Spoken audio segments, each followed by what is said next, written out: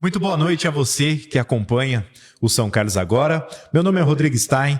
Hoje vamos dar início à série de entrevistas com os candidatos e seguindo o sorteio, nosso primeiro candidato é o Mário Casale, do Partido Novo. Nós teremos aí perguntas. Essas perguntas elas são iguais para todos os candidatos, né? No final, nós iremos abrir para que você que está participando da nossa live possa fazer a sua pergunta para o candidato, né? Nesse caso, o tema será livre, você tem a opção de perguntar o que você quiser e nós vamos seguir aqui um roteiro de perguntas, como eu falei, que serão as mesmas perguntas para todos os candidatos. Candidato, muito boa noite. A partir de agora, você tem 5 minutos para se apresentar. Boa noite, Rodrigo. Boa noite a todos que nos acompanham aí nas redes sociais. É um prazer muito grande estar aqui me apresentando para vocês. Fiquei feliz de ser o primeiro. Amanhã vou ser o primeiro na Band também. E dia 6 de outubro também vou ser o primeiro. Então, estou muito feliz de começar já em primeiro. Pessoal, é muito prazer em conhecê-los. Mário Casale, gostaria de me apresentar para vocês porque agora estou oficialmente como candidato aqui em São Carlos, à Prefeitura. E para mim é uma honra muito grande estar participando ter uma responsabilidade como essa, representar um grupo tão unido, tão forte, que está trabalhando para transformar nossa cidade. Eu nunca me imaginei estar na política. É uma situação que para mim é muito nova, como vocês sabem. Eu trabalhei por 13 anos na empresa da minha família. A gente tem uma empresa chamada Casale Equipamentos, a gente trabalha com máquinas agrícolas para pecuária. Eu trabalhei os últimos 3 anos como presidente da empresa e eu decidi realmente fazer essa mudança de vida porque há 6 anos atrás eu comecei um projeto, um grupo de trabalho voluntário chamado Move Sanca, que a gente queria transformar São Carlos numa cidade modelo. Mas eu percebo hoje que a gente estava sonhando muito alto, porque a gente colocou um objetivo enorme em que um grupo de trabalho voluntário não conseguiria realizar. Com o tempo, após tentar vários projetos, a gente começou pegando uma praça e falando, vamos limpar a praça, cortar a grama, pintar. Depois falamos, bom, o que mais que a gente pode fazer? Vamos adotar uma área, adotamos uma área ali da frente do Sesc, nos unimos em várias empresas, adotamos. E aí, conforme foi aparecendo ideias, a gente foi buscando fazer, como a Rua é Sua, que é um projeto que inclusive eu incorporei no nosso plano de governo, que é usar áreas públicas aos finais de semana, domingo principalmente, assim como tem lá em São Paulo, na Paulista, tem no Eixão lá em Brasília, na praia de Copacabana no Rio. Então você ter cultura, ter utilização do espaço público de uma forma diferenciada é outro projeto. A gente foi tentando fazer vários projetos para resolver a questão das enchentes. A gente vai falar hoje de enchente também, levamos propostas para a prefeitura, unimos vários grupos de São Carlos para levar essa proposta. Infelizmente a prefeitura não aceitou. Durante a pandemia fizemos propostas também para reduzir a proliferação de vírus. Enfim, a gente fez um monte de projeto, levou muita coisa para a prefeitura e infelizmente quase nada foi aceito. Com o tempo, eu fui percebendo que eu estava me sentindo numa esteira, correndo sem sair do lugar. E aí, o Partido Novo me procurou, Rogério Zangotti, que é o atual presidente, me chamou para um almoço e falou, olha, Mário, se você quiser fazer mudança de verdade, você tem que ir para a política, não tem como. Você não vai conseguir fazer no seu tempo livre com trabalho voluntário. E eu comecei a refletir muito sobre vocação, sobre propósito. E eu entendi que a minha vocação realmente era trabalhar pela comunidade, era trabalhar para melhorar o nosso ambiente, a vida nossa em comunidade. E eu percebi isso porque eu estava gostando muito de fazer esse trabalho, né? Quando eu estava indo fazer as ações dos projetos, é uma coisa que me dava muito prazer. Eu comecei a refletir, por que não, então, eu realmente aceitar esse convite que o Partido Novo me fez e me dedicar a isso. E como veio de um partido que é extremamente ético, um partido diferente, que quer realmente fazer de forma diferente, eu realmente considerei. Nunca tinha tido nenhum convite de nenhum outro partido em relação a ir para a política, mas uma vez numa palestra que eu estava assistindo, tinha uma pessoa de um outro partido que falou uma frase que me marcou, que é assim, não tem problema nenhum você não se envolver com política, você só tem que entender que quem se envolve vai governar a sua vida. Eu refleti muito sobre essa frase, e na época eu falei, poxa, mas eu não vou me envolver porque tem muita coisa errada, muita coisa suja, eu não quero estar num time desse. Depois larguei mão desse negócio, nunca mais refleti sobre isso. Quando eu recebi o convite do Partido Novo, eu falei, poxa, esse time é diferente. É um time que eu aceito colocar a camisa, eu faço questão de vir com a camisa do Novo aqui, camisa laranja sempre, porque é um time diferente, é um time de gente honesta, é um time de gente que quer fazer diferente, de fato, pelo bem comum. Então, eu aceitei esse convite. Estou trabalhando desde março do ano passado nesse projeto. Eu estou, desde outubro do ano passado, fora da presidência da empresa. Então, eu saí da presidência para me dedicar. Formei um sucessor lá, o Rones já assumiu a presidência da empresa, hoje eu estou no conselho, não é que eu tirei um período temporário, não, eu saí para me dedicar a isso. Então, se eu não me tornar o prefeito de São Carlos, eu tenho que ver o que eu vou fazer depois, mas voltar para a presidência da empresa eu não vou voltar. Então é isso, eu sou pai da Catarina e do Augusto. Augusto nasceu semana passada, está com 8 dias hoje. A Catarina está com 3 anos e 3 meses, a Fabiana, minha esposa. Então a gente, filho do Celso, da Alda, irmã da Jaqueline e da Érica. Então eu sou uma pessoa muito família, gosto muito de estar em família, conviver. Eles são minha base, eles são a minha fortaleza. Então, em resumo, é isso. E eu esqueci de falar, sou engenheiro de produção mecânica, formei aqui na USP, aqui em São Carlos. Trabalhei, depois de me formar, trabalhei em São Paulo, fiquei 4 anos lá trabalhando em banco. Eu achei sempre importante ir trabalhar em outro lugar antes de ir para a empresa da família, porque se eu chegasse na empresa da família lá, logo, é o filho do homem, né? Então o pessoal vai olhar e falar, não, o filho do homem só está aí porque é filho do homem. Então, assim, é até uma questão de você pegar confiança em si, né? Então eu fui lá, fui muito bem sucedido, né? Quando eu saí, pedi a conta, o presidente do banco me chamou, falou, por que você está saindo? O que está acontecendo? Né? Então são coisas bacanas que, trabalhando no Banco Itaú BBA, do Grupo Itaú, né? Então coisas bacanas que vão te dando confiança, né? Eu falando, poxa vida, né? Então eu consegui ir bem lá, tive chefe, aprendi a ser liderado, né? E depois fui ser liderado pelo meu pai, né? E aí é uma outra história, 13 anos na empresa, ajudando a estruturar o negócio, passei por várias funções lá na empresa, a última função, presidente em 2020. Então é isso, em resumo é isso. Perfeito. Bom, vamos então à primeira pergunta, né? Coincidentemente, você falou sobre as enchentes e nós vamos tocar nesse assunto. Mas a primeira pergunta é, a crise hídrica, ela afeta vários municípios, né? E aqui em São Carlos não é diferente.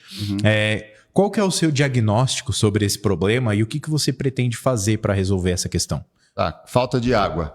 Esse é o problema atual. Não só atual, de muitos anos em São Carlos. Esse governo praticamente não fez nada para resolver isso. Nós estamos passando por uma crise enorme. O problema não é só na Araci, como disse um candidato aí. Tem problemas enormes em diversos bairros da cidade, inclusive na região central também tem problema. Nós temos falta de planejamento, essa que é a questão. Nós temos uma prefeitura que não tem prefeito, que teve um prefeito não eleito aí por quase 2 anos, que mais atrapalhou do que ajudou, esse é o nosso diagnóstico. Então, quando ele entrou, ele fez aquela reforma administrativa, ele aumentou em 16 milhões de reais os gastos públicos para distribuir cargos para os vereadores, loteou a prefeitura para o prefeito não cair, todo mundo sabe, estava rolando uma CPI, o prefeito ia cair, entrou ele para fazer esse trabalho de negociar, distribuiu, e aí colocou lá o Mariel Omo como presidente do SAAI, que inclusive hoje estava lá em horário de trabalho tomando café com o Eduardo Bolsonaro, fazendo política. Então, quer dizer, enquanto a cidade inteira está com problema de falta d'água, ao invés do cara estar trabalhando e resolver o problema, ele está indo lá fazer política, tomar cafezinho com o Eduardo Bolsonaro, em horário de trabalho. Então, esse é o tipo de política que a gente tem em São Carlos, né? É isso que a gente tem que mudar. A gente tem que colocar gente técnica, gente competente para fazer planejamento e fazer o que tem que fazer. Basicamente, resumidamente, nós temos que furar poço para buscar água, tem que buscar água no aquífero Guarani, um poço profundo, poços mais superficiais em alguns locais também é possível. Reservatórios, é bem simples de resolver, na verdade. Basta fazer um planejamento de longo prazo, buscar verba, buscar investimento, ter projeto no braço, buscar verba em Brasília, em São Paulo, no mundo inteiro, enfim. É querer resolver, é encarar o problema de frente. Então, diagnóstico, solução é isso. Você falou do SAAI, né? Pontuou sobre o SAAI. Qual é a sua opinião sobre o SAAI? Você pretende privatizar o SAAI?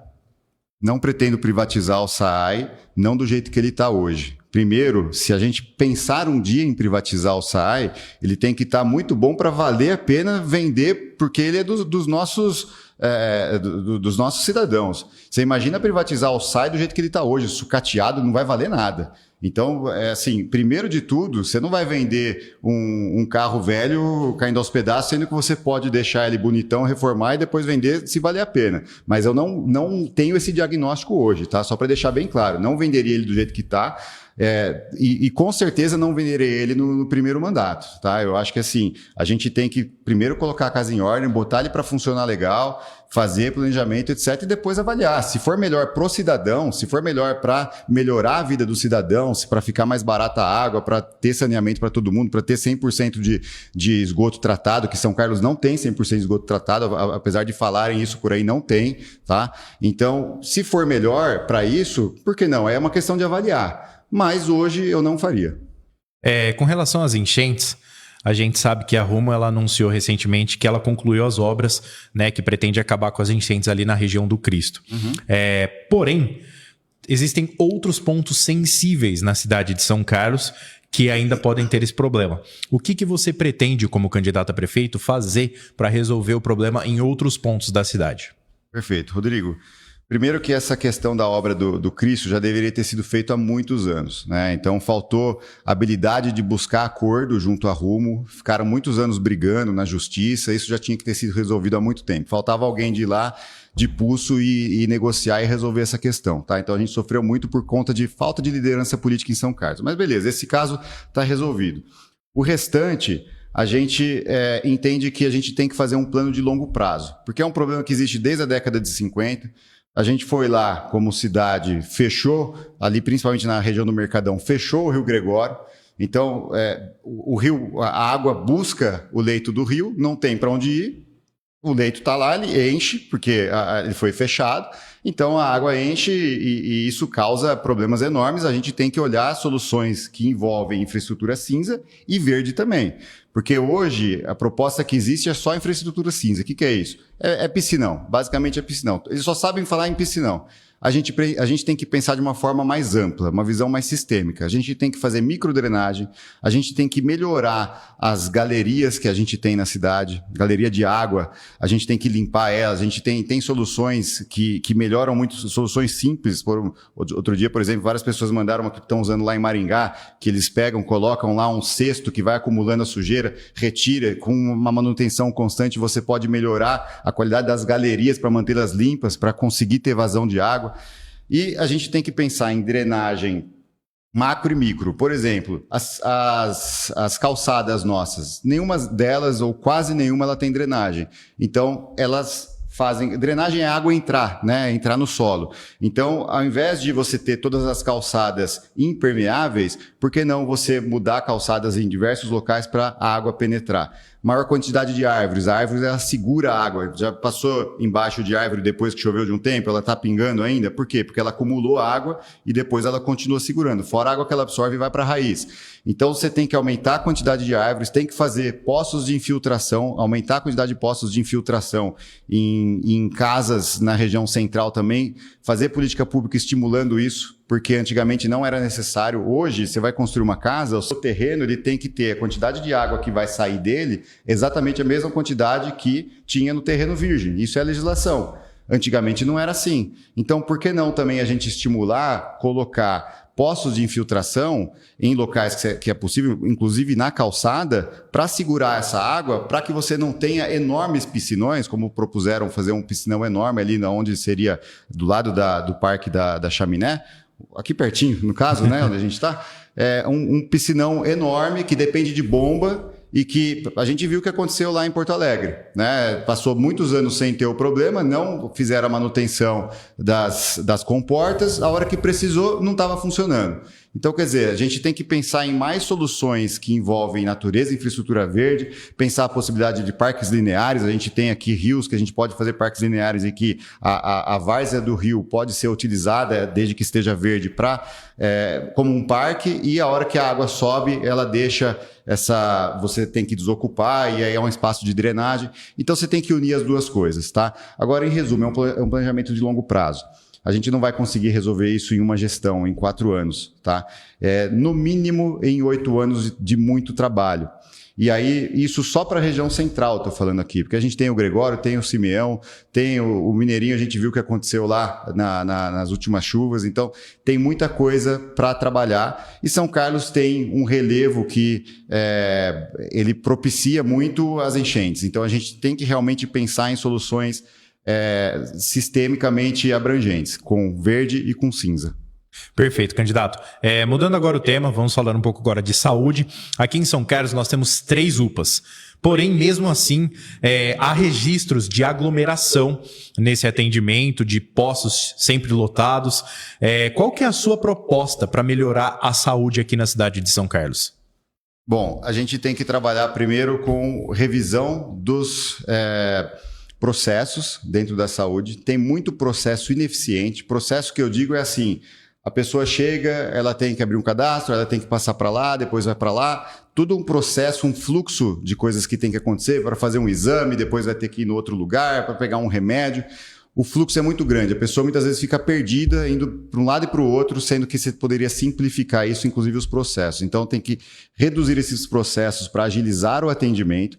A gente tem que utilizar prontuário eletrônico. Aqui na cidade, o prontuário eletrônico foi implementado apenas nas unidades do SUS. Eles não estão interligados com o hospital universitário e nem com a Santa Casa, muito menos com a Unimed. Então, a gente tem que fazer um projeto de integração do prontuário eletrônico. O que é o prontuário eletrônico? É a informação do paciente. Então, o paciente foi lá para ser atendido na Santa Casa, por exemplo, ele foi levado para a Santa Casa, tem lá no sistema todo o histórico dele. Então, se tem uma unidade de saúde da família que atende ele, ela tem todo o registro lá e aí o médico da Santa Casa vai observar tudo isso para poder tratar. Hoje, ela vai pelo sistema Cross, uma folhinha só com o resumo do que tem, o cara chega lá às cegas. Então, ele tem que ficar perguntando muitas vezes para o paciente como resolver.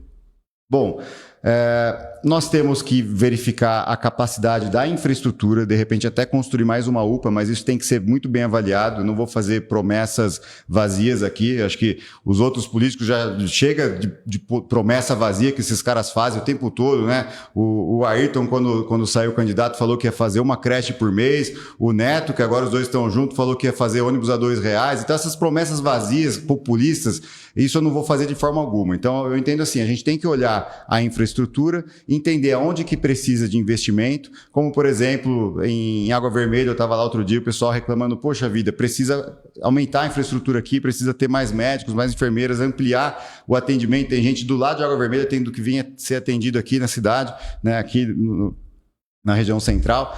Então, assim, olhar onde estão os gargalos, porque eu sempre gosto de falar das maçãs baixas na árvore. Quando você vai fazer gestão, você tem que fazer priorização. Você tem que olhar onde que você vai ter o menor esforço para o maior resultado. E aí é a maçã baixa na árvore. A gente está cheio de maçã baixa na árvore para pegar. Fala, vamos fazer um trabalho de gestão. Vamos fazer um diagnóstico, entender onde estão os problemas e atacar um a um. Como? Colocando um secretário que entenda da área para atuar, não como acontece hoje, infelizmente, de pessoas que não têm a capacitação técnica para olhar para aquilo e trabalhar para resolver os problemas de fato.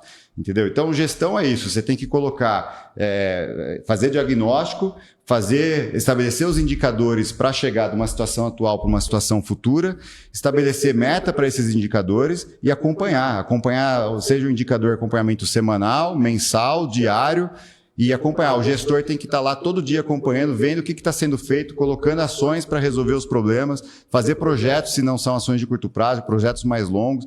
Então é isso que a gente tem que fazer e a gente pode melhorar muito. A saúde está com um problema enorme de exames, as pessoas aguardando. Exame de olho, por exemplo, para fazer exame de vista, 2 anos. Enfim, não estou lembrando agora, mas tem diversos exames que as pessoas estão demorando muito tempo, mais de 1 ano, até 2 anos para fazer. Inclusive, a questão dos exames e de fazer cirurgias, a gente tem que trabalhar para não precisar ficar fazendo mutirão. Vamos fazer um mutirão de exame, mutirão de cirurgia. Não, você tem que trabalhar de uma forma estruturada para que você tenha um prazo padrão que seja aceito, né, que possa ser seguido. E para isso a gente tem que fazer parceria com hospitais privados também, porque muitas vezes o que falta é a capacidade. E aí você, conseguindo fazer parceria, você utiliza a capacidade de um hospital privado, paga através, seja do SUS, seja do próprio dinheiro do município para complementar, e você consegue desafogar. Então tem muita coisa que dá para fazer. Por fim, a telemedicina é importante, tem muita coisa que dá para resolver com o celular, não é uma coisa que a gente está habituado, mas é o futuro, não tem como. Hoje você faz consultas com psicólogos via internet, normalmente tem gente fazendo terapia com uma pessoa lá do Rio Grande do Sul, do Nordeste, e a medicina é a mesma coisa. Tem muita coisa que dá para resolver sem o toque. Claro, o que precisar do toque, o que precisar estar junto, tem que ir, tem que ter a estrutura. Mas para o que for possível fazer através da telemedicina, nós temos que usar. Com certeza. Tem muito mais coisa, tá? Mas tem uso de inteligência artificial, de acompanhar os exames das pessoas para saber parâmetros, a gente ter... Só que eu lembrei, desculpa. Não, tranquilo. Tem questão de você ter especialistas, falta especialistas aqui em São Carlos, falta psiquiatra, falta geriatra, enfim, falta muita coisa, enfim, na verdade tá um caos, é isso, tem quase tudo para fazer, entendeu? Bom, falando de saúde ainda, trazendo a questão do Hospital Escola, ele hoje é administrado pelo governo federal, né? A gente sabe disso, e só está atendendo casos referenciados, ou seja, ele atende de portas fechadas só com um encaminhamento que você vai ser atendido lá no Hospital Escola. Como que você pretende fazer para que isso seja diferente? Você pretende fazer com que o Hospital Escola passe a atender de portas abertas? Eu entendo que isso é a estrutura como o SUS funciona, né? Você tem as unidades básicas de saúde, você tem as unidades de saúde da família e você tem as UPAs, né? Então, a via de entrada, ela não é direto num hospital referenciado. Então, eu entendo que isso precisa funcionar dessa forma. Eu entendo que a gente precisa melhorar as infraestruturas próximas das pessoas. Porque a pessoa querer sair da casa dela e ir até o hospital, escola, é porque não está funcionando a infraestrutura perto da casa dela. Porque se tivesse funcionando a atenção básica, ela não precisaria.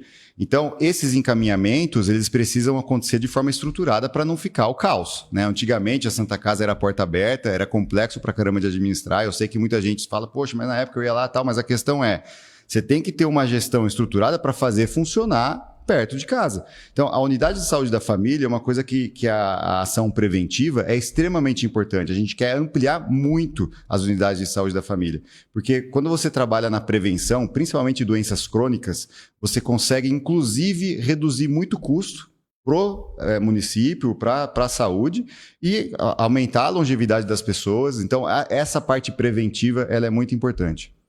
Bom, obrigado a você que nos acompanha até o momento. Se você quiser fazer a sua pergunta, lembrando que no final nós vamos abrir para que você possa perguntar ao Mário, ele está aqui aberto para responder você.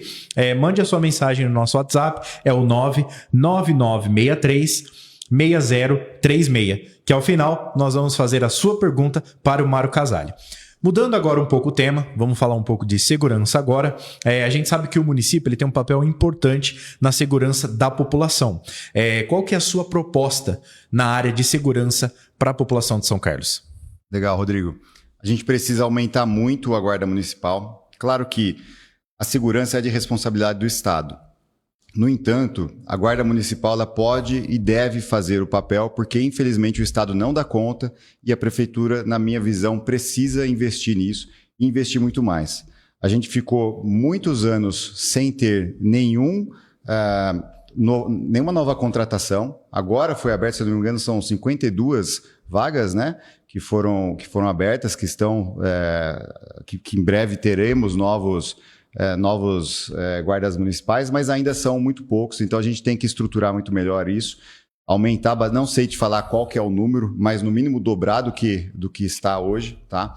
E a gente precisa criar o uso de tecnologia. Hoje a gente usa muito pouco tecnologia, a gente tem que aumentar a quantidade de câmeras na cidade, a gente tem que usar a inteligência artificial para avaliar atitudes suspeitas das pessoas, porque hoje você tem tecnologia de inteligência artificial que avalia o comportamento da pessoa, o andar, o olhar, e aí você já fala, isso aqui é uma atitude suspeita, já comunica automaticamente com quem está na rua para ir lá fazer a abordagem. Nós precisamos aumentar, inclusive, a integração com a Polícia Militar e a Polícia Civil. O nosso objetivo é criar um centro de operações integrado. E participa a Polícia Militar, a Polícia Civil e também um representante da Defesa Civil, porque a gente tem que estar extremamente integrado, todas as forças, para atuar com agilidade, inclusive na parte de investigação, inclusive na parte de operação tática, isso tem que estar muito integrado. Para isso, você tem que ter um secretário que esteja muito próximo do comando, né, do coronel, dos majores, porque a gente precisa realmente estar trabalhando em conjunto, porque a gente sabe que hoje o crime organizado ele é muito mais organizado do que o poder público. Então a gente precisa se organizar, a gente tem que trabalhar com gestão e tem que trabalhar com tecnologia. Inclusive, por exemplo, a gente tem que usar drones. São Carlos tem a Exmobots, uma empresa de drones, que a gente pode utilizar a tecnologia deles, inclusive para fazer verificação aérea. A gente pode olhar para isso, inclusive, incluindo defesa civil nessa área de segurança pública, né, que está embaixo desse guarda-chuva. A gente pode fazer verificação, por exemplo, de queimadas através de drone. Faz um voo a cada meia hora, por exemplo, pela cidade inteira. Você verifica onde tem queimada. Então, a gente tem que, inclusive, reestruturar toda a nossa defesa civil, que ela está extremamente defasada. Então, tudo isso está no nosso plano de governo. Tá? Eu convido a todos, quem quiser conhecer o nosso plano de governo, manda uma mensagem para a gente, que a gente manda para vocês. Tá? Ele vai estar em breve disponível no nosso site também. Então, a parte de segurança, a gente tem que ter uma ação muito ostensiva. E eu quero falar uma coisa muito importante, aproveitando.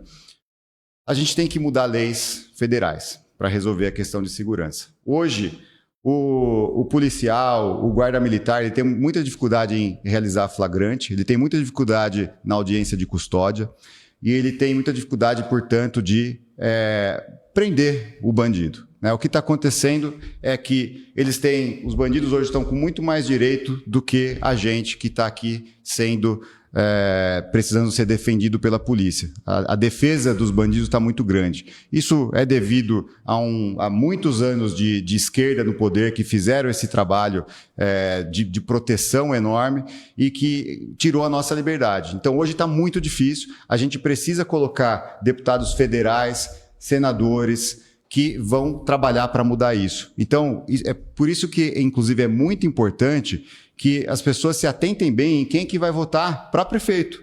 Porque o prefeito ele tem um papel muito importante na indicação de voto para as pessoas, para deputado, para senador. O prefeito ele tem uma palavra que as pessoas não estão mais acostumadas. O Ayrton não aparece nunca mais, né? Tá doente, enfim, a gente sabe que não está sendo prefeito, então ele não tem voz ativa na cidade. Mas geralmente o prefeito tem uma voz ativa. Então quando ele fala, pessoal, olha, o meu candidato é esse, vamos trabalhar por esse candidato, as pessoas tendem a ouvir muito. Isso é importante.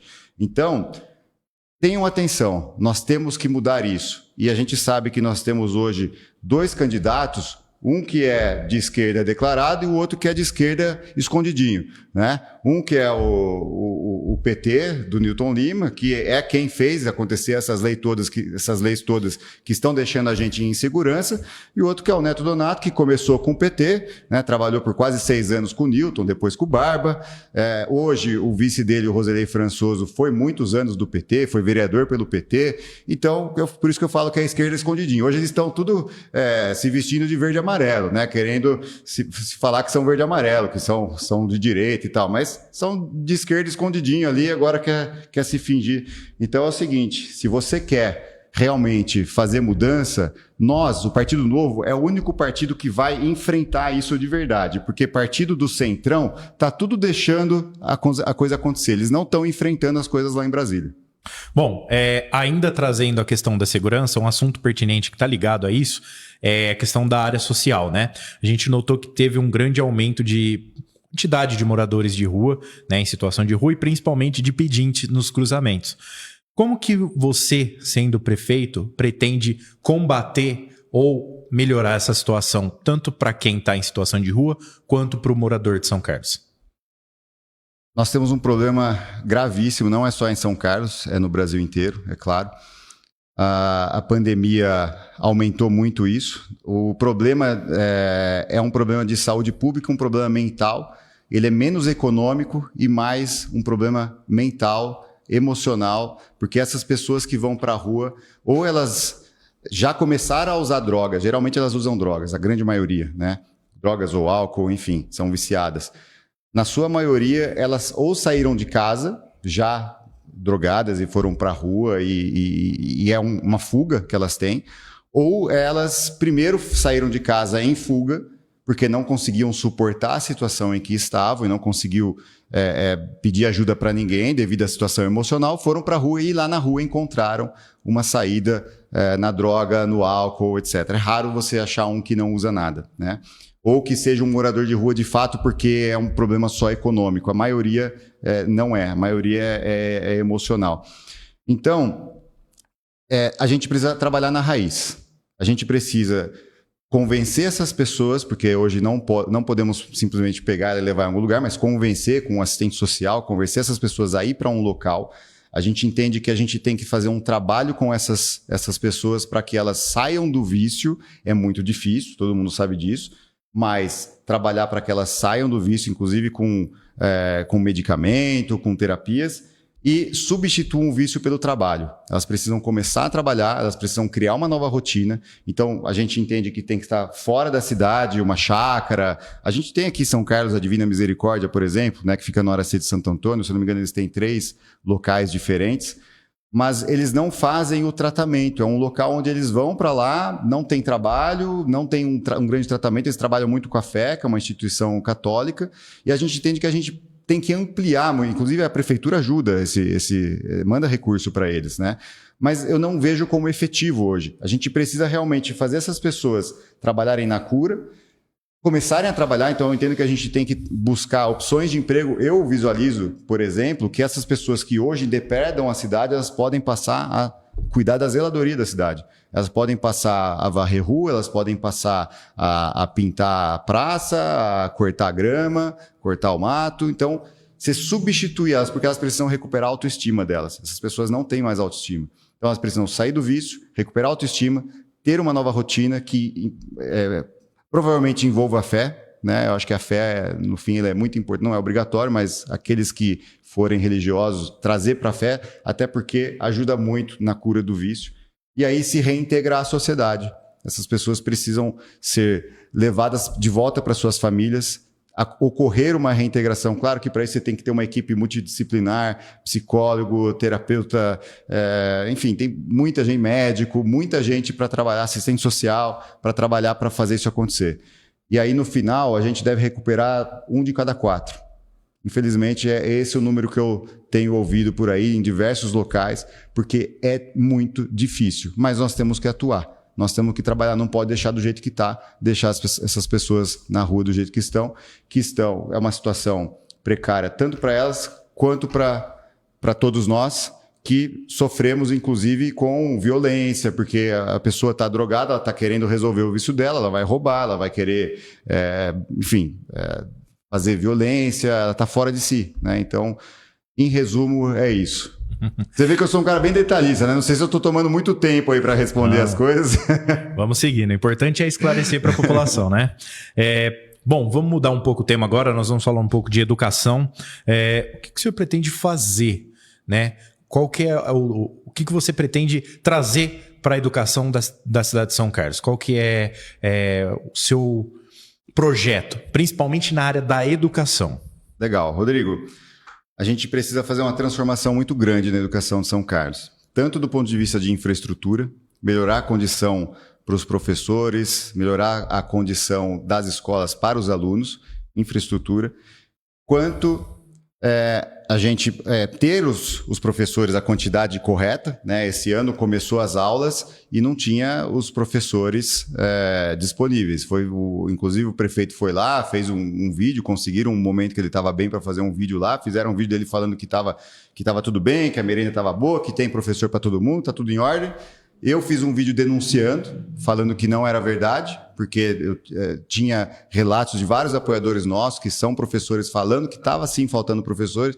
No mesmo dia à noite, na época, o secretário fez um vídeo falando que realmente eles iam fazer no dia seguinte o edital para contratar, etc.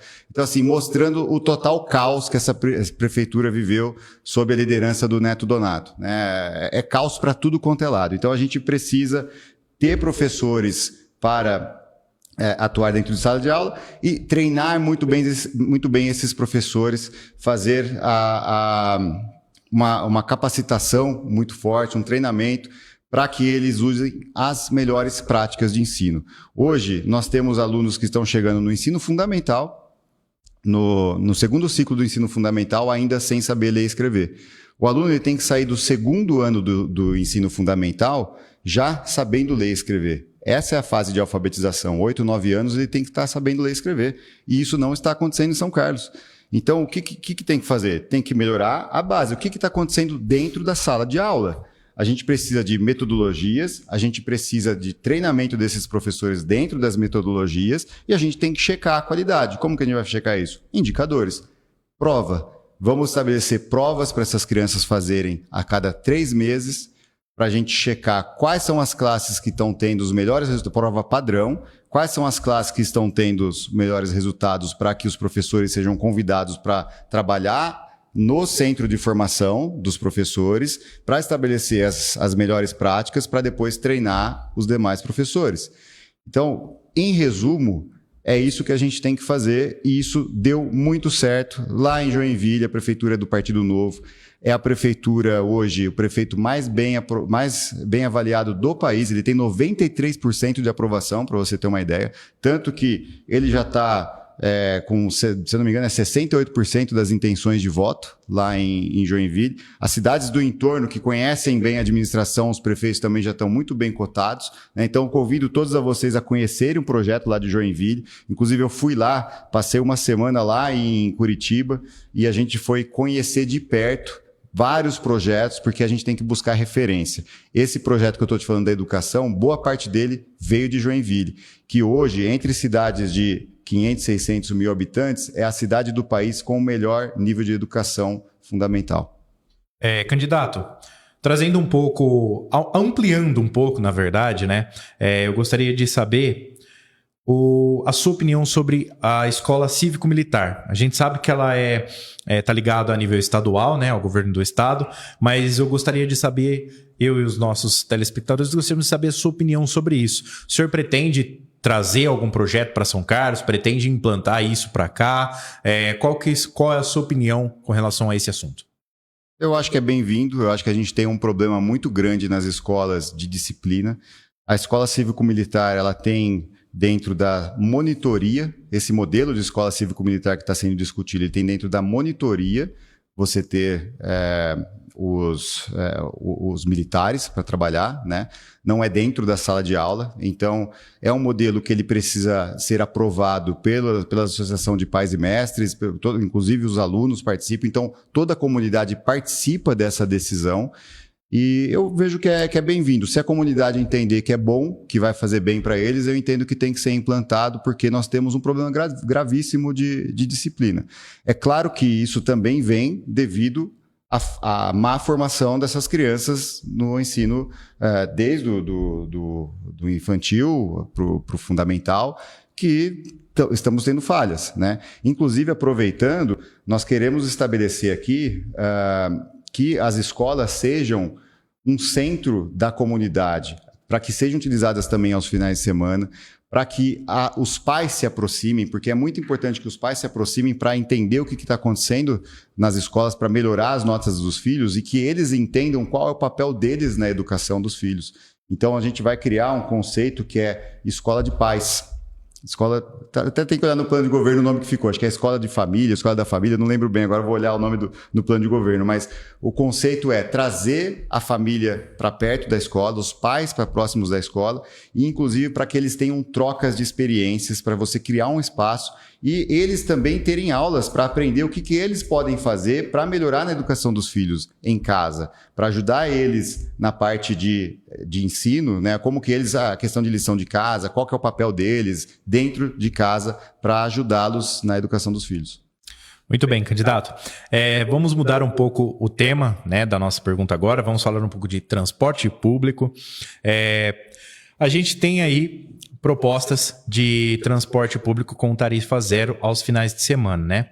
Essa proposta ela é uma meta do seu governo? Não, eu nunca fiz essa proposta de tarifa zero. Não que seja a sua proposta, mas assim, algo parecido ou algo semelhante. Qual que é a sua proposta pro transporte público na cidade de São Carlos? Tá. Eu entendo que São Carlos tem um problema enorme de transporte público. A gente tem linhas totalmente desatualizadas. As linhas parecem as mesmas desde a época da Renascença, né? Pouca coisa foi mudada desde então. E a gente tem uma cidade que cresceu muito, muito de forma desorganizada, inclusive. E o transporte hoje não está resolvendo o problema da população. Ontem a gente estava num evento no Cidade Araci, a gente estava conversando lá, estava conversando com o Bruno lá, ele estava me contando que ontem ele pegou um ônibus para sair do Tenda às 3h15 da tarde, ele chegou na casa dele às 6h30 da noite, porque ele teve que ir até a rodoviária para pegar o outro ônibus e ir até a casa dele lá num bairro do Grande Araci ali, né? 3h15 para ele chegar em casa.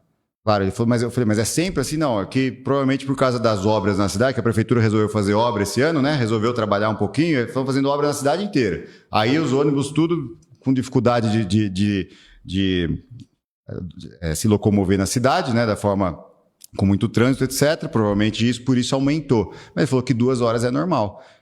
Gente, 2 horas, ele é praticamente 8 quilômetros ali de onde ele está.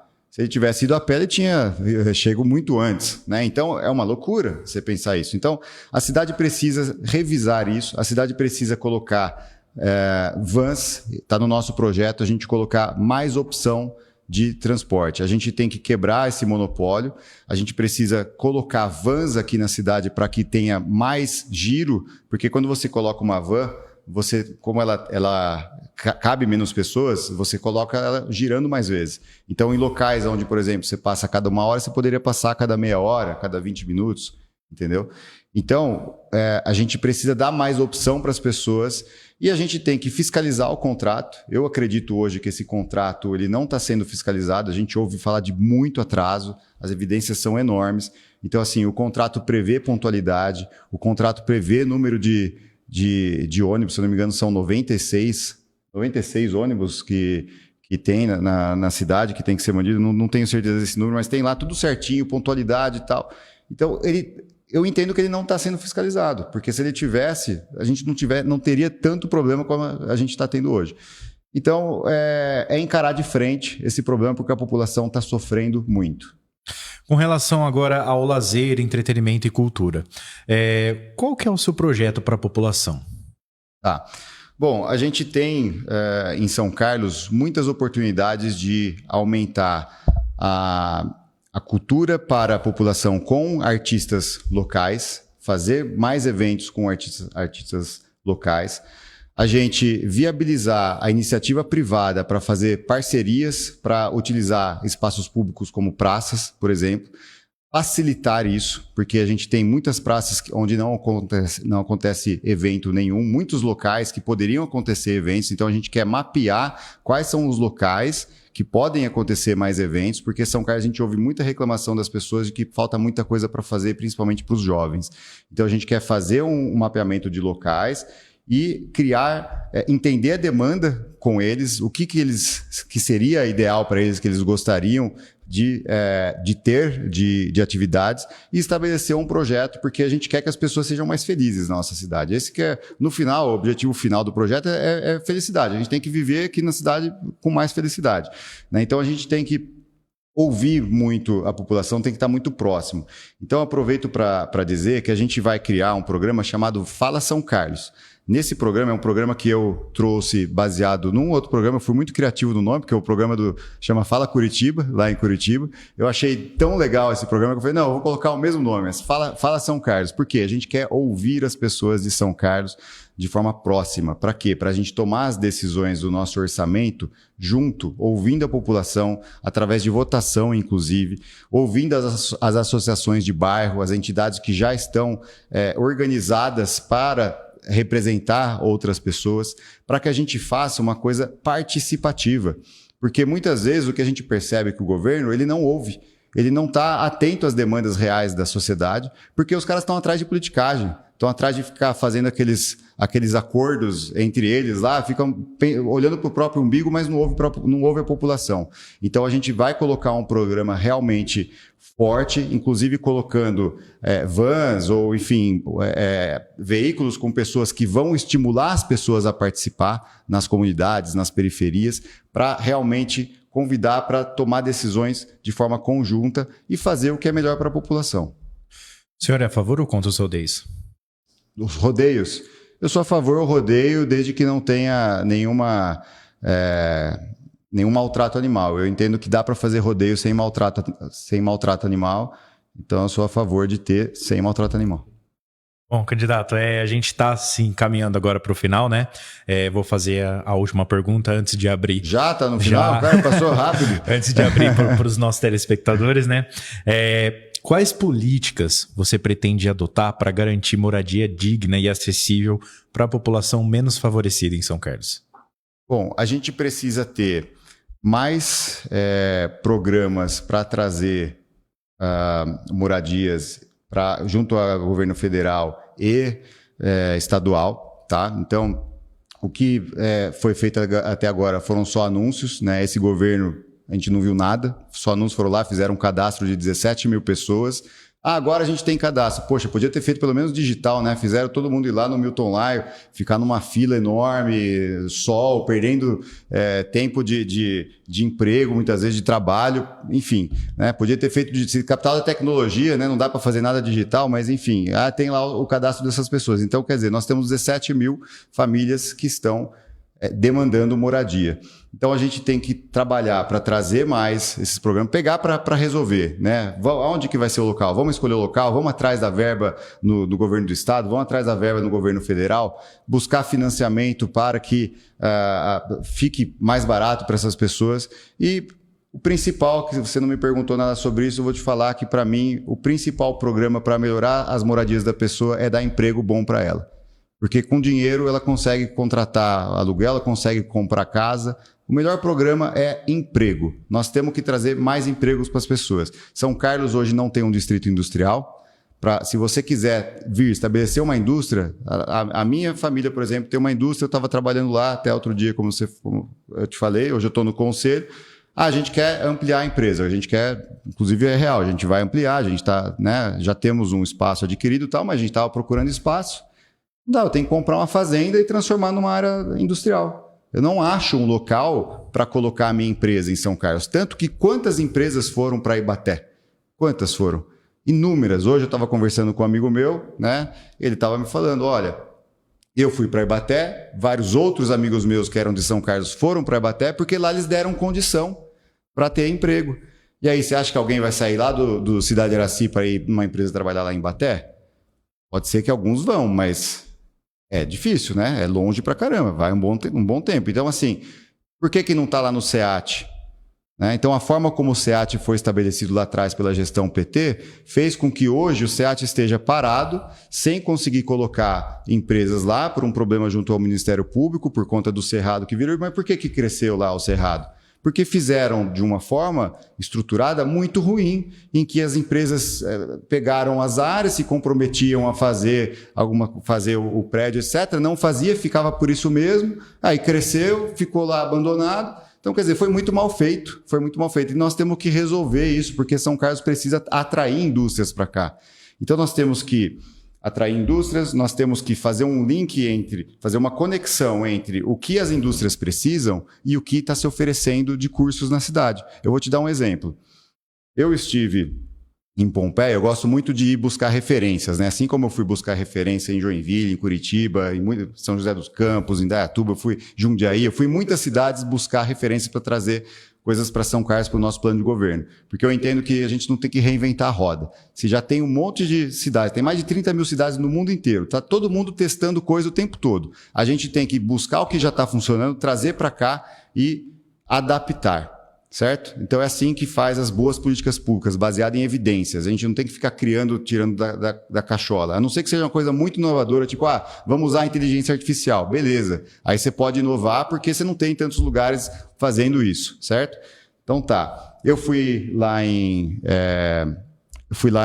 Pompeia, na Jacto, visitar. Na época trabalhando na empresa, para conhecer a Jacto, conhecer várias coisas deles lá. E eu fui conhecer um centro deles que tem o Senai, uma FATEC e o Instituto Shunji Nishimura, em que as crianças e inclusive adultos também são educados, crianças não, jovens, são educados e são treinados dentro de disciplinas. Eu fui lá, quando eu voltei aqui, eu falei, pessoal, chama o pessoal do Senai, pede para ir lá junto com vocês, para eles irem entender o que eles estão fazendo lá, trabalho formidável.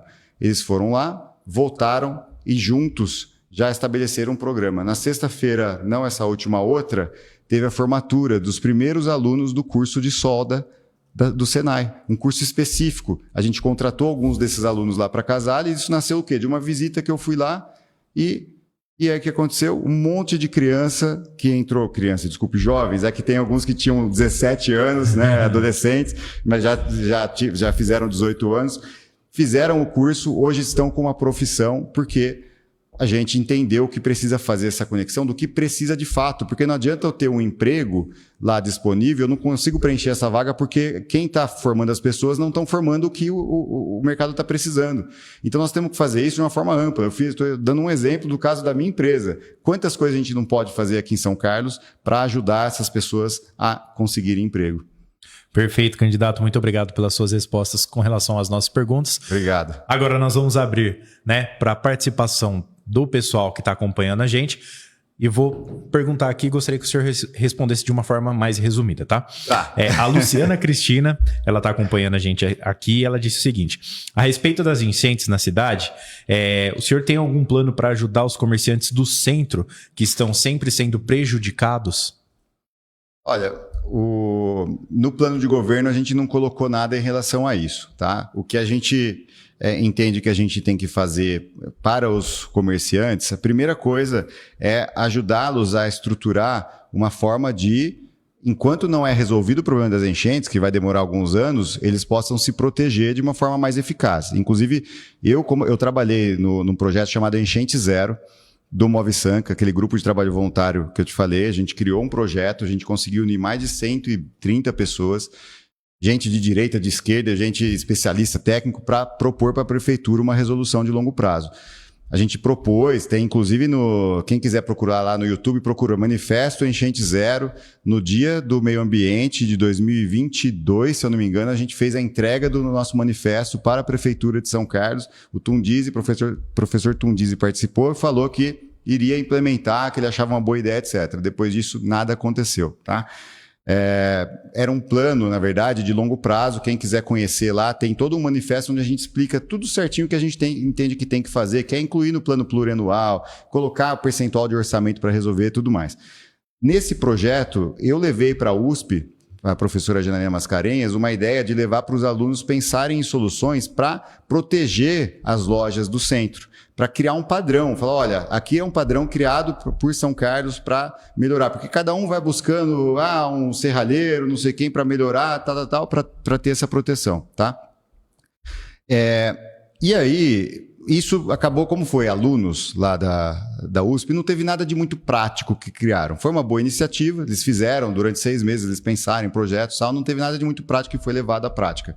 Eu entendo que a gente tem que aproximar da universidade para criar coisas mais práticas, e eu entendo que a gente pode sim pensar em algum tipo de seguro, pensar junto à CISC, estruturar um seguro, porque a verdade é que essas pessoas que estão lá, elas passaram por os donos dos imóveis, enfim, eles estão lá e passaram por muitas mudanças na cidade que foi aumentando o problema.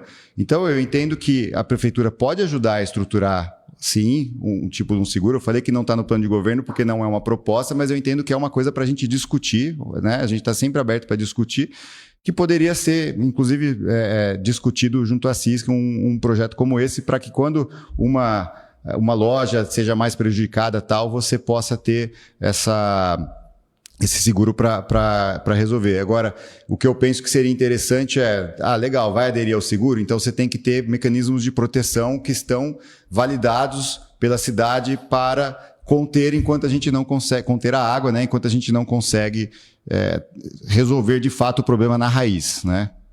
Perfeito. Eu tentei ser mais resumido, mas eu sou detalhista, cara. Eu entendo que o assunto ele demanda uma certa precisão, né? Sim.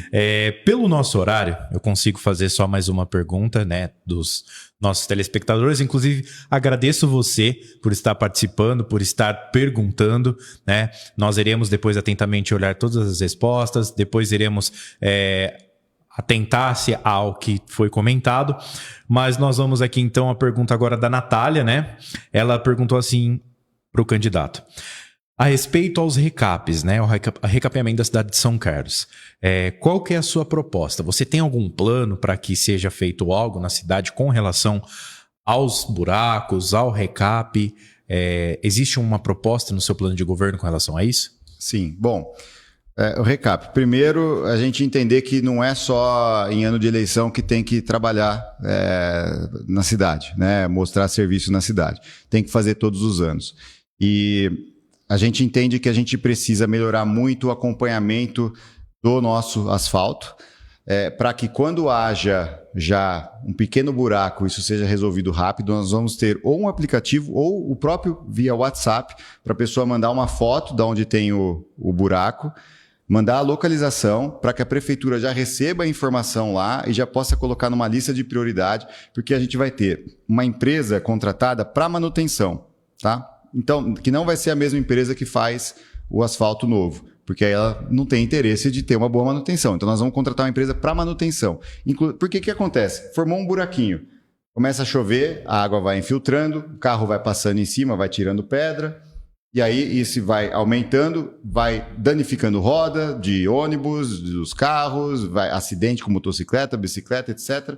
Isso é um prejuízo enorme. A prefeitura colocar um contrato com uma empresa só para ficar resolvendo os problemas de buraco na cidade, isso se paga muito facilmente e a gente vai ter muito mais longevidade no asfalto. Esse aplicativo não é só para, que eu digo, o aplicativo até às vezes nem precisa. Às vezes via WhatsApp você usa cruzamento de dados com inteligência artificial, você resolve, abre chamado, depois avisa que o chamado foi fechado, o buraco foi tapado, a pessoa vai receber no WhatsApp, previsão de resolução, tanto tempo, resolvido tal. Isso dá para fazer. Hoje, capital da tecnologia, né, gente? A gente tem que usar a tecnologia para melhorar a vida das pessoas daqui. Então isso dá para fazer. E aí... essa questão, o cara vai poder abrir, a pessoa vai poder abrir um chamado de iluminação pública, vai poder abrir um chamado de vazamento de água, qualquer coisa. E usar uma qualidade de asfalto que dure mais. Porque a gente precisa colocar um asfalto que tenha alta durabilidade para parar com esse negócio de ter que fazer tantas vezes. Por que na Europa, nos Estados Unidos, não passa tanto, não tem que fazer tanto recap quanto aqui? Porque eles pensam no longo prazo. Eles pensam em usar uma qualidade que ao longo de 25 anos você gaste muito menos dinheiro. Aqui, como o legal que o político da velha política, digamos assim, das velhas práticas, gosta de mostrar serviço, então ele põe um asfaltinho fininho, uma qualidade básica, para quê? Para depois ele poder ir lá mostrar serviço de novo. Estou passando asfalto de novo, pessoal, está novo de novo. Então isso é uma velha prática que já se cansou, né? O povo não aguenta mais essas coisas. A gente tem que usar a tecnologia, fazer o que é bom no longo prazo. Muito bem, candidato. A partir de agora, o senhor tem 5 minutos para fazer as suas considerações finais. Legal, Rodrigo. Muito obrigado pela entrevista. Obrigado a todos vocês que acompanharam essa entrevista. Um prazer muito grande estar aqui. E eu quero deixar uma mensagem para vocês de esperança. A gente pode, sim, mudar a política de São Carlos. A gente precisa entender que essa prática, que esse pessoal que está da política tradicional, essas velhas práticas de montar chapas com um monte de partido político, em que eles negociaram cargo de tudo quanto é lado, colocaram gente para pedir voto para depois entregar cargo na prefeitura. Isso, pessoal, é o câncer da política, não só de São Carlos, da política nacional. Isso faz com que essas pessoas venham aqui, façam propostas bonitas para vocês, falem para vocês de coisas que eles querem fazer, que eles visualizam, palavras lindas, mas que depois não conseguem entregar. Seja porque eles estão mentindo para você, falando coisas que são absurdas, como o ônibus a R$2 do Neto Donato, como o Ayrton prometer que ia fazer uma creche por mês, coisas absurdas para deixar o povo maravilhado, que depois é impossível de entregar. Seja porque eles podem até ter alguma coisa que pode entregar, mas depois ele não consegue. Por quê? Porque ele coloca gente que não tem a competência técnica em cada área da prefeitura. Ele coloca pessoas que estão lá por serem políticas, porque pediram voto para eles, porque eles participaram do acordo, o acordão deles, né? Um tem 10 partidos, o outro acho que 8 partidos. É partido pra caramba. Imagina quanta negociata, quanta negociação não aconteceu para que essas conjunturas, isso tenha se unido, né? E aí, o que acontece? Quem que perde? É a população. Nós somos o único projeto que vai ter liberdade de escolher as pessoas que vão trabalhar para você na prefeitura. A gente vai poder entrar lá e escolher nosso time, a gente vai abrir um processo, chamar as pessoas para mandar currículo, para a gente selecionar. E você, servidor público, eu quero te falar uma coisa que é muito importante. A gente vai priorizar, colocar você nos cargos de liderança, fazer gratificação, colocar vocês nos cargos de confiança, porque vocês já têm experiência, vocês conhecem muito bem a máquina, vocês vão poder fazer um trabalho muito bom de liderança. Aonde a gente entender que não coube colocar um servidor, sim, aí a gente vai contratar pessoas de fora. Lá em Joinville, que eu gosto sempre de falar, 60% das pessoas em cargos de confiança são servidores públicos. Por quê? Porque eles entenderam que isso é positivo, que isso é importante. E nós queremos fazer o mesmo aqui em São Carlos. A gente sabe que quem vai ganhar é a população. A gente vai ter serviços públicos muito melhores, podendo sim ter pessoas técnicas, pessoas competentes em cada área na prefeitura. E aí, pessoal, uma coisa importante. Eu sou o industrial. Eu aprendi muito na minha vida sobre gestão. Eu fui estudar gestão pública, mas eu estou longe de ser especialista em gestão pública. E para mim, o importante é o seguinte, é a mesma coisa de jogar xadrez e jogar dama. Se eu aprendi a jogar xadrez, o tabuleiro é o mesmo. Eu troco as peças, eu troco a regra do jogo, eu vou saber jogar. Isso é a parte mais fácil. O difícil é você saber fazer gestão de pessoas, gestão de processos, gestão de sistemas. Essa é a parte complexa. Essa é a parte que eu mais aprendi na vida. Sou perfeito? Claro que não. Mas eu sei trabalhar em equipe. Eu gosto de liderar times bons, times de pessoas altamente motivadas, capazes de entregar. Pessoas que trabalham pelo propósito. Porque eu vim para essa missão por conta de um propósito de transformar a nossa cidade, de poder usar o que eu tenho de potencial, o que eu acredito que eu posso realizar para melhorar a vida de cada um. Porque eu acredito que eu, sim, tive muitas oportunidades na vida, porque eu nasci numa família estruturada e eu sei que muitas outras pessoas nascem em um local que não tem essa oportunidade. É a loteria da vida, né? Dependendo de onde você nasce, você tem oportunidades diferentes. E eu quero reduzir essa diferença. A gente sabe que igualar é impossível, mas a gente tem que reduzir muito. Independente de onde você nascer, você tem que ter mais oportunidades e nós temos que ter o governo principalmente atuando para as pessoas mais vulneráveis, que são as pessoas que mais precisam. O meu vice é o Sidney Moura. O Sidney, ele é do Cidade Araci, ele nasceu em Santa Eudóxia, mas ele mora no Cidade Araci há muitos anos, desde os 11 anos de idade. O Sidney Moura mora no Cidade Araci, professor.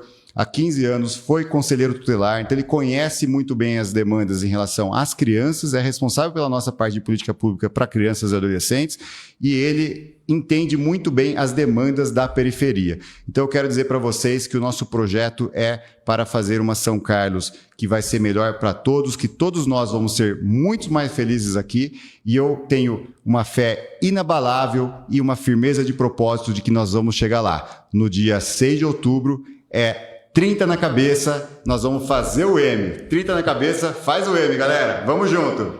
Bom, chegamos ao final da nossa primeira entrevista com os candidatos a prefeito. Gostaria de agradecer a sua presença aqui. Foi muito produtiva a nossa entrevista. Também gostaria de agradecer a você que esteve conosco até este momento. Nossa próxima entrevista será com o candidato Newton Lima, do PT, segundo a ordem do sorteio que nós realizamos. Então, Mário, mais uma vez, muito obrigado pela sua presença, obrigado pelas suas respostas. Nós agradecemos você também. Fique conosco que nós iremos trazer na nossa programação durante a semana a próxima data e também o horário da entrevista continua às 19 horas com o candidato Newton Lima. Obrigado a todos e até breve. Obrigado, Rodrigo. Obrigado, Márcio. Um prazer.